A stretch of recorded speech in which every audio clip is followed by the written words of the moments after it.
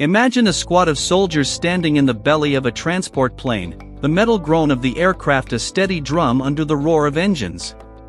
A single command slices the noise, the rear hatch yawns open and the world pours in. Flat Sahel sky, the distant curve of scrub, a gust that smells of dust and history. They move as if they have rehearsed falling for years, straps tightened, eyes forward, one deliberate breath before the jump. What happens after those boots hit the earth matters for every family living within reach of a road that can be blocked by a single IED, for every school that has been emptied by fear, and for every town that has learned the price of being left exposed. This is the story of a force that has just been reborn in Burkina Faso, a force that arrives airborne and carries promises, risks, and questions that are bigger than any parade ground. To understand why a single unit descending through the sky can change how the world looks at a country, you must first understand the shape of the problem it was meant to solve. For nearly a decade, communities across the central Sahel have endured a cascade of violence. Armed groups exploited porous borders, weak governance, and local grievances to seize ground and terrorize civilians. Markets that once thrummed with trade are empty at dawn. Farmers who used to tend fields now calculate routes around checkpoints. The state's monopoly on security, the basic promise that the government will protect its citizens, has been stretched thin. In that vacuum, the idea of a fast, flexible, airborne reaction force becomes irresistible to those who want to reclaim the narrative of control. The man most associated with that narrative is young by the standards of state leadership. He took power in a sudden, decisive move that surprised many observers, and almost immediately began to recast the army as the vessel of national revival. He speaks in thunderous, anti-colonial tones, promising sovereignty and order, and his public displays are choreographed to show a state that is not only responding but reinventing itself. For supporters, his approach reads as necessary urgency. The country needed new energy, new tools, new symbols. For critics, the same moves raise alarms about militarization as governance, and about the risks of concentrating power in units that may owe loyalty first to the commander and second to the Constitution. Rebuilding an airborne capability is not only an exercise of will, it is a major logistical undertaking. Training centers that teach parachute technique, battlefield medicine, and small unit coordination must be modernized. Instructors have to be found, either domestically or from abroad. Equipment needs calibration, supply lines must be hardened, and the intelligence apparatus must be able to tell a commander where to send soldiers without risking civilian harm. What the state has created in recent months is a concentrated effort to meet those demands. Training programs that certify paratroopers, rapid insertion exercises that simulate real operations, and a public relations campaign that treats elite airborne units as proof that the state can still act decisively in the most remote places. That public spectacle has a double edge. On the one hand, elite units perform a very real deterrent function. They can move where convoys cannot, they can appear where insurgent groups least expect them.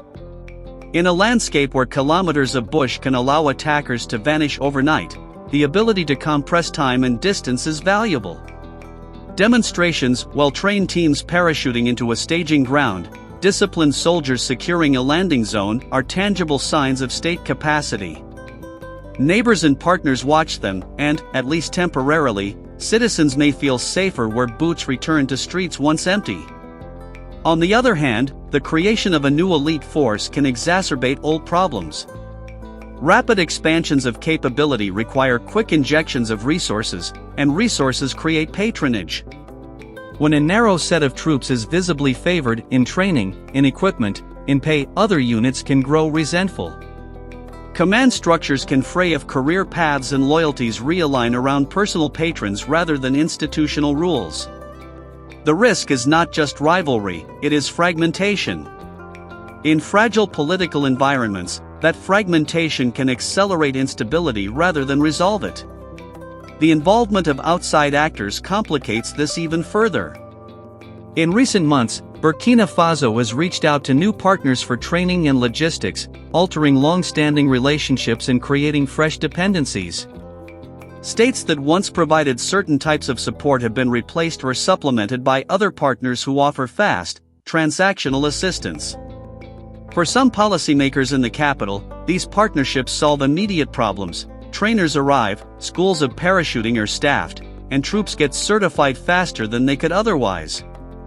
For analysts watching at a distance, the same arrangements raise hard questions about oversight, accountability, and long-term costs. Is this national capacity building or a quick fix that leaves new and opaque power centers in place?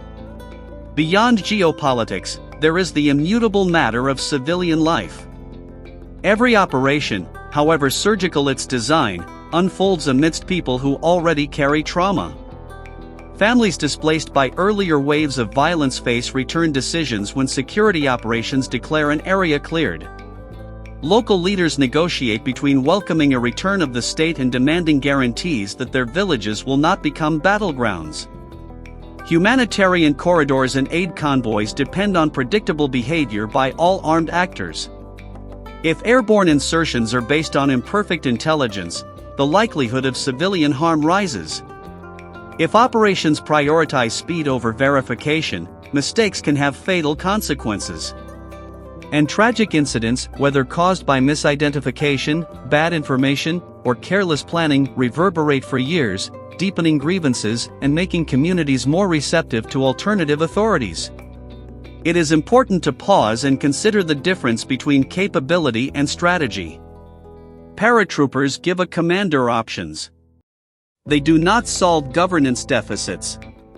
They can seize a town, but they cannot alone reopen a school with teachers, restore a health clinic's supply chain, or rebuild local trust. For security to translate into lasting stability, military action must be paired with credible civil administration, transparent justice, and investments in services that address what drove people to despair in the first place.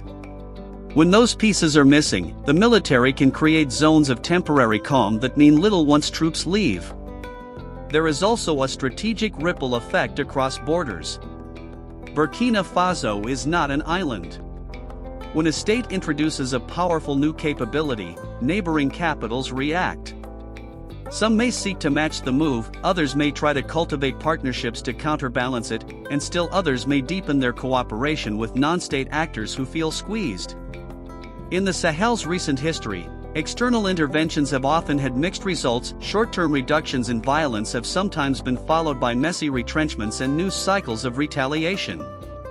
That is why observers pay close attention to how airborne units are integrated into broader regional strategies. Are they part of cooperative frameworks that share intelligence and logistics, or are they instruments of a single capital's unilateral posture? A credible analysis must include the human faces behind the uniforms.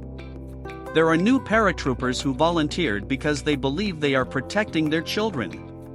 There are instructors who have seen wars in other theaters and who insist that discipline and respect for civilians are the difference between victory and long-term failure.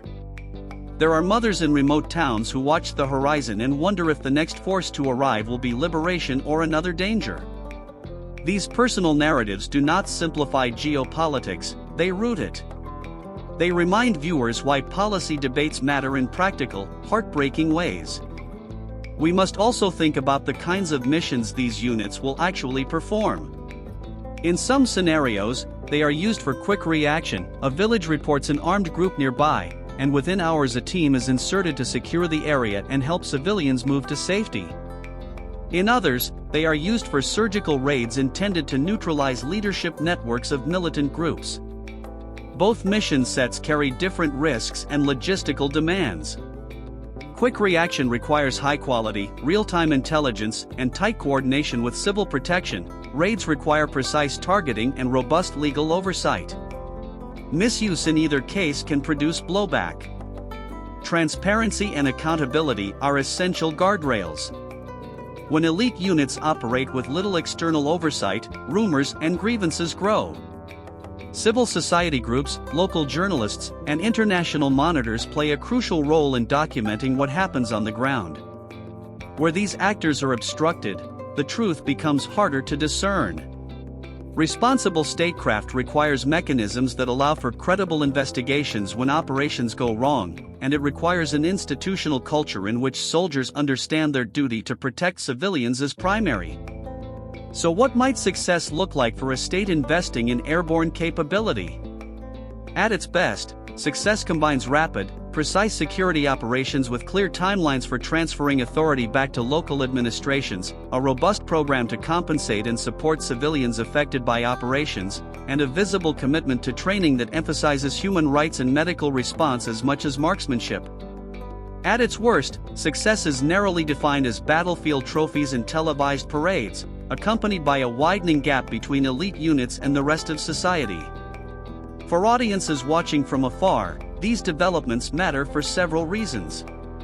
They illustrate how fragile the idea of order can be, and how quickly political calculations can reframe security as spectacle.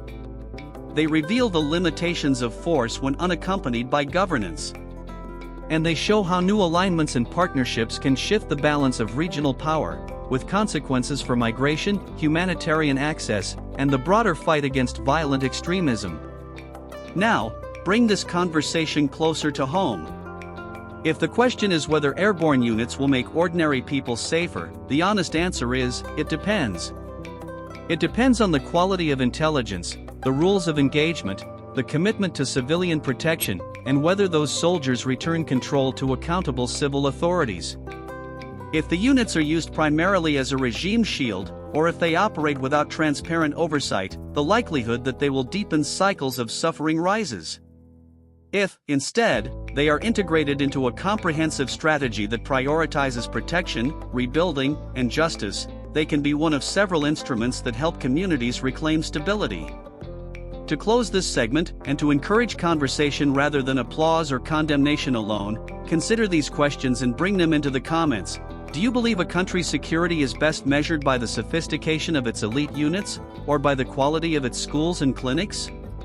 When foreign partners offer rapid military training, should states accept it if it speeds capability, even when oversight is limited? If you were advising leaders across the Sahel, what single reform would you prioritize to reduce violence and displacement?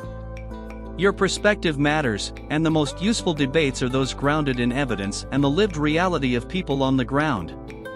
If you found this deep look helpful, subscribe to AfriPol Lens to track developments across the Sahel. Like this video if you value reporting that connects tactics to lives.